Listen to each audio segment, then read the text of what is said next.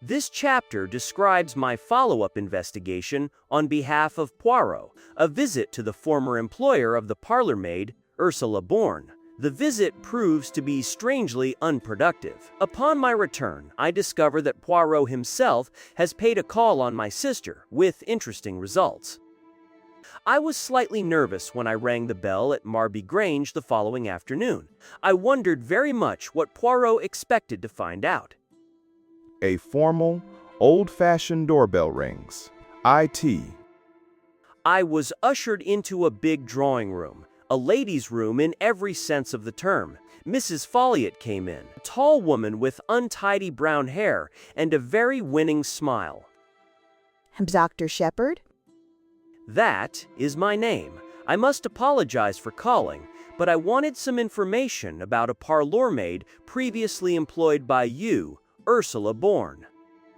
With the utterance of the name, the smile vanished from her face.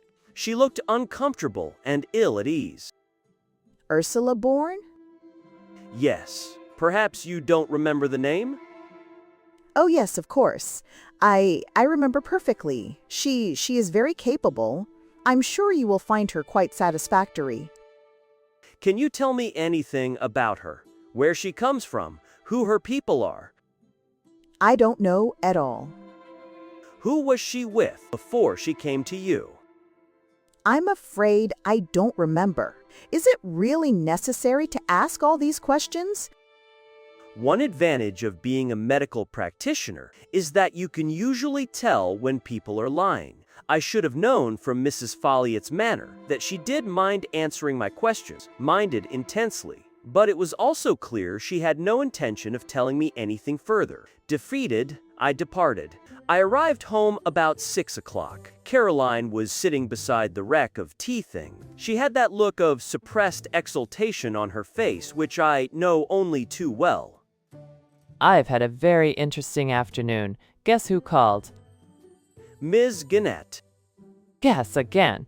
M. Poirot. Now, what do you think of that?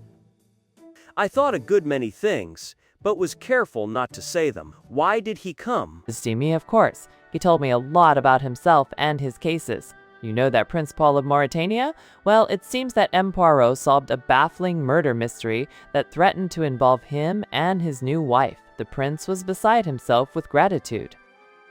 Did he give him an emerald tie pin the size of a plover's egg?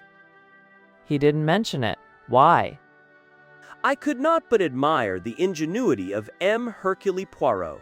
And after all this, I suppose you were ready to eat out of his hand. Don't be coarse, James. He said I had the makings of a born detective in me and a wonderful psychological insight into human nature. He talked a lot about the little gray cells of the brain. His own, he says, are of the first quality. He would say so. Modesty is certainly not his middle name. Naturally, we talked about the murder. I was able to set M. Poirot right upon several points. He was very grateful. Caroline, did you tell M. Poirot what you overheard in the wood that day? I did. You're putting a halter round Ralph Payton's neck as surely as you're sitting in that chair. Not at all. I don't believe Ralph did it, so the truth can't hurt him. Very likely, Ralph was out with that identical girl on the night of the murder, and if so, he's got a perfect alibi.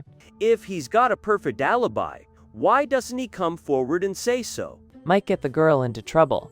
Did Poirot ask any more questions? Yes. Only about the patients you had that morning. Your surgery patients. Do you mean to say you were able to tell him that? Why not? I can see the path to the surgery door from this window. There was old Mrs. Bennet, the boy from the farm, Dolly Grice, that American steward, and old George Evans. And lastly...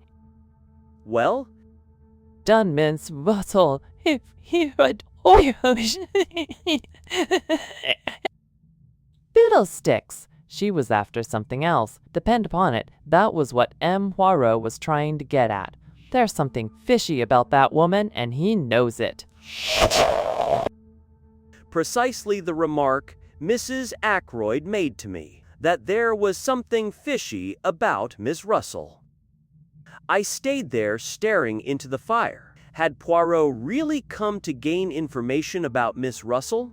Or was it only Caroline's tortuous mind? I remembered Miss Russell's persistent conversation about poison, but Ackroyd had not been poisoned. It was odd. Janes, you will be late for dinner. I put some coal on the fire and went upstairs obediently. It is well at any price to have peace in the home.